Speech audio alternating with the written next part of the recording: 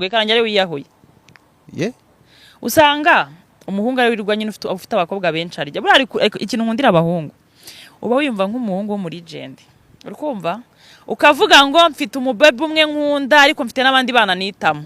ugasanga abana witamo ari mu mwana ugukunda by'ukuri ntabyo ubona urikumva wa mwana ngo wubaha ngo ugira ute uwo mwana nubwo gutekereza ukumva ngo kuba utamusaba ngo nijye ngo kugira umuhungu wa danje nkwera ko mukunda vuze iyo tugeze murayizi kumva ngo uriya mwana w'umukobwa ngo ndamukunda ngo ndamwubaha ngo sinamusaba uwo mwana udasaba harimo abahungu bamereye nabi aho umwanya waba kubona nk'inyene nk'ikizenze nk'umuntu udatekereza ejo kandi ari ukumwubaha Miki ndi gukubwira abahungu ugukunda ntago abagukunda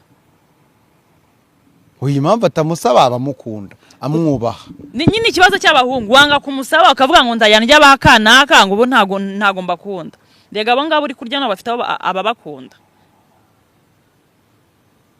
bivuze ngo urudasaba nawe harabaha ayiwe ejo Hussein we ejo yakubwira ngo mbivuyemo kubera kuntu wamwikizemo umutima buri abahungu mugira nyine nubwo mwihagara mugira imitima yoroshye kandi nta muwundi gukina n'igitsina gore biragoye ire na